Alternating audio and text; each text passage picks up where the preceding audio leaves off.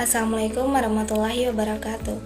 Perkenalkan, nama saya Dira Zalina dengan NIM 211193774 dari Prodi Pendidikan Guru Sekolah Dasar. Baiklah, saya di sini akan menjelaskan materi mengenai penilaian acuan patokan. Nah, apakah dari teman-teman sudah ada yang mengetahui apa itu penilaian acuan patokan? Nah, jadi penilaian acuan patokan adalah penilaian yang mengacu kepada kriteria pencapaian tujuan pembelajaran yang telah dirumuskan sebelumnya. Penilaian acuan patokan ini disebut juga dengan penilaian acuan kriteria.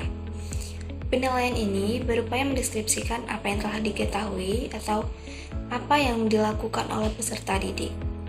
Hasil penilaian dengan menggunakan acuan kriteria dapat berupa tercapainya atau tidaknya, tuntas atau tidak tuntas, dan lulus atau tidak lulus.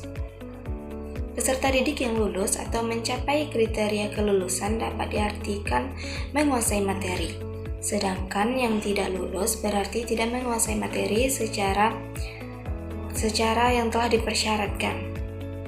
Nah, selanjutnya kita akan masuk ke tujuan penilaian acuan patokan. Nah, tujuan yang pertama yaitu untuk mengukur secara pasti tujuan atau kompetensi yang telah ditetapkan sebagai kriteria keberhasilannya. Nah, kemudian penilaian acuan patokan ini pada umumnya digunakan untuk menafsirkan hasil tes formatif. Nah, materi selanjutnya yaitu manfaat penilaian acuan patokan. Manfaat yang pertama yaitu penempatan seseorang dalam rentanan kegiatan belajar. Manfaat yang kedua yaitu untuk mendiagnosis kemampuan seseorang dalam pembelajaran.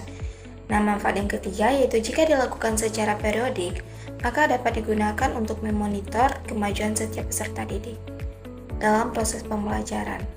Nah, manfaat yang keempat yaitu dapat menentukan keterlaksanaan kurikulum. Oke, baik, kita masuk ke materi selanjutnya yaitu mengenai kelebihan dan kekurangan dari penilaian acuan patokan. Untuk kelebihannya, yang pertama yaitu penilaian lebih transparan dengan menggunakan rubrik atau skema penilaian.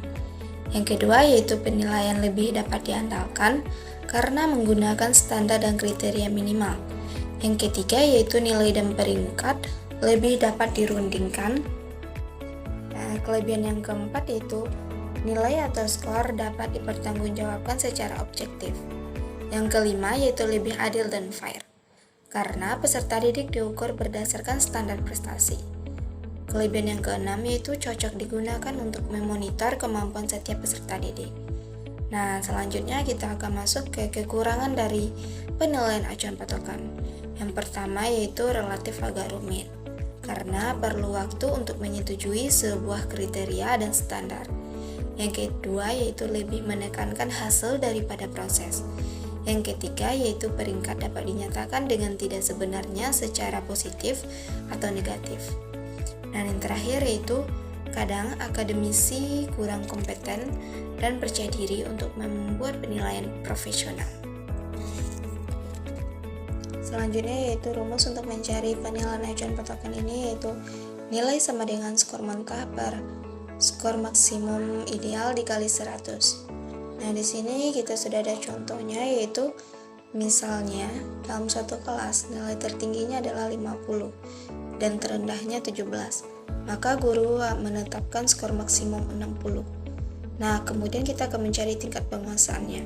Tingkat penguasaan di sini kita mulai dari tingkat penguasaan tertinggi yaitu 95 sampai 100%. Nanti akan kita kasih skor standar 10.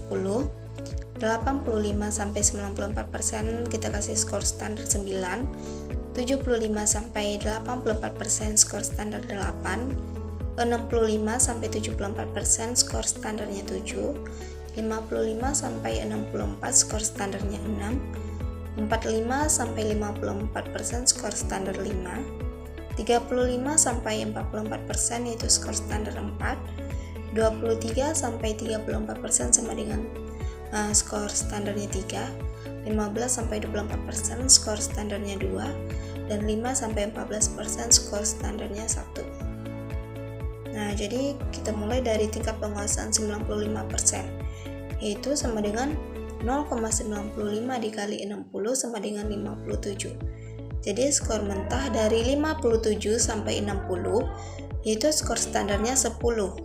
Selanjutnya dari tingkat penguasaan 85% yaitu sama dengan 0,85 dikali 60, skor maksimumnya 60 sama dengan 51. Jadi skor muntahnya 51 sampai 56 itu skor standarnya yaitu 9. Selanjutnya yaitu tingkat penguasaan 75% sama dengan 0,75 dikali 60 sama dengan 45. Jadi skor muntah 45 sampai 50 yaitu skor standarnya 8. Jadi begitu seterusnya sampai mendapatkan skor standar minimum yaitu 1.